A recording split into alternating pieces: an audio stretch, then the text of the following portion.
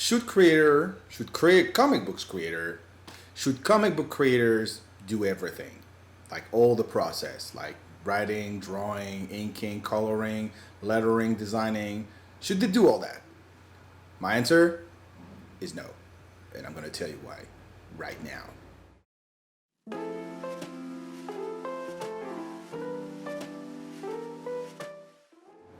All right, this is a big topic, and I usually spend a lot of time talking about it because I'm very passionate about it. I'm passionate about a lot of things, but I'm really passionate about that.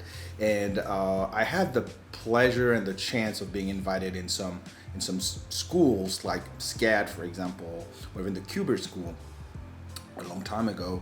And to the students, I was always telling this: why do you letter your comics?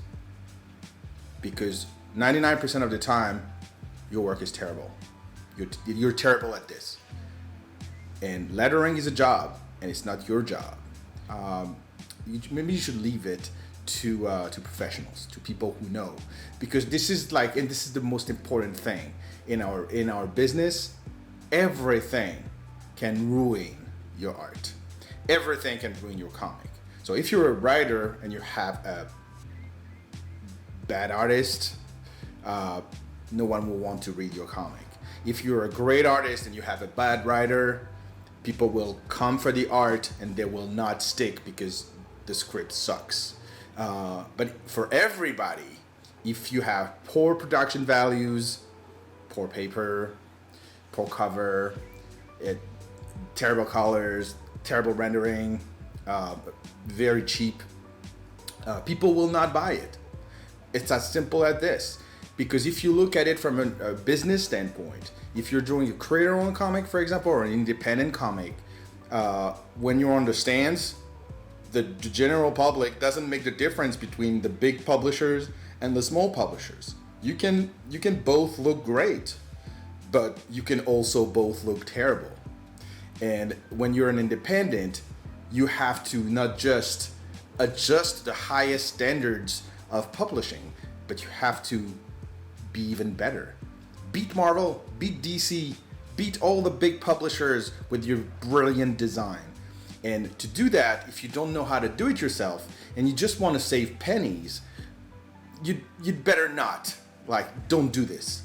Hire a designer, hire a letterer. I mean, lettering in particular is really important because if you don't want to read it because of a bad font choices, there are some terrible fonts out there.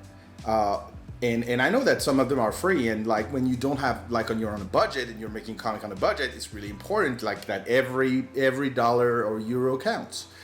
But that doesn't mean that you have to give in. You have many other ways of making it happen, and using the talents of a professional will open a lot of doors for you, and that professional will come with their own fonts, they will come with their knowledge, and they're not that expensive. If you look at it from a certain point of view, the people will love it better.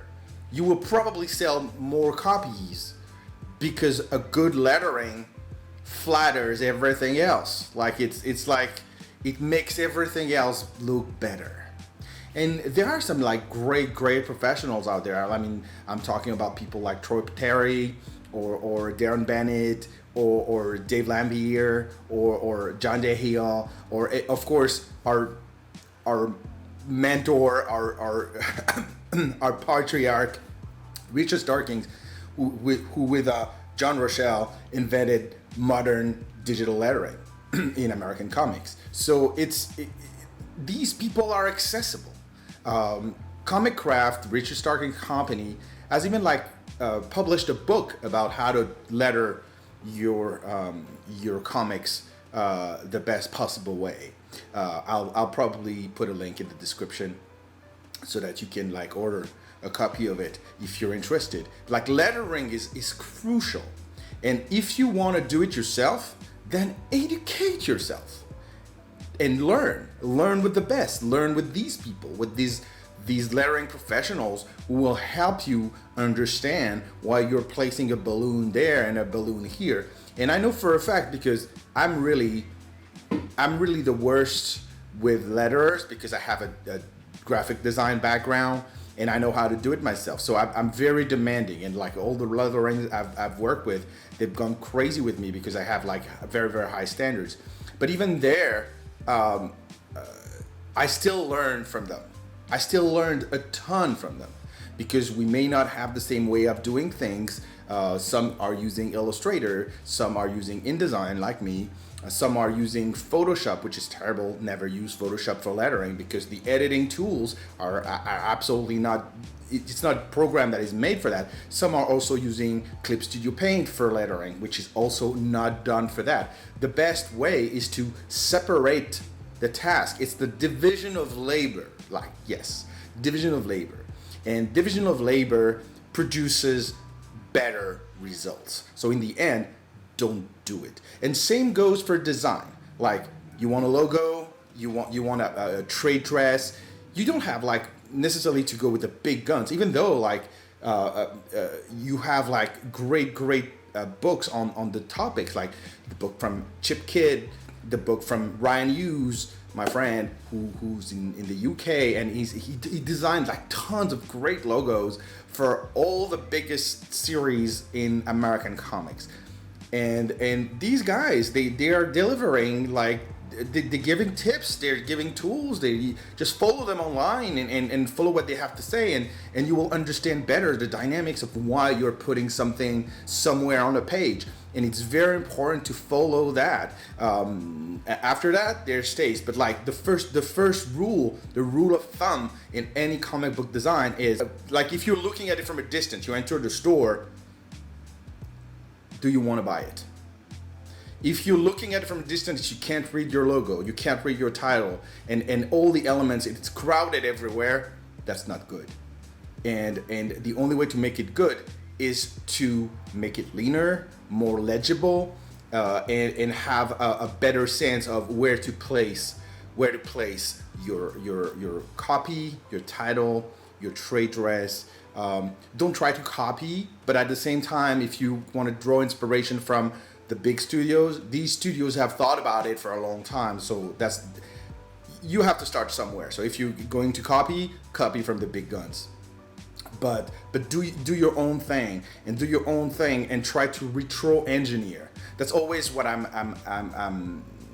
it's always the tip that I'm giving to people. Like, try to buy a comic that you love, you know why you bought it, and try to retro engineer why you love it, why it's a good comic, why it's well done, the production values are great, why the logo is great, why the lettering is great, why the design is great, why all these elements are great. And people who are saying like, no, this is like secondary to writing and drawing, they're wrong.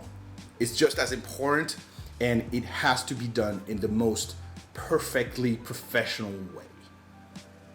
And if you want to know more about that, well, I'm very happy to continue the discussion offline, because this is one of my favorite subjects.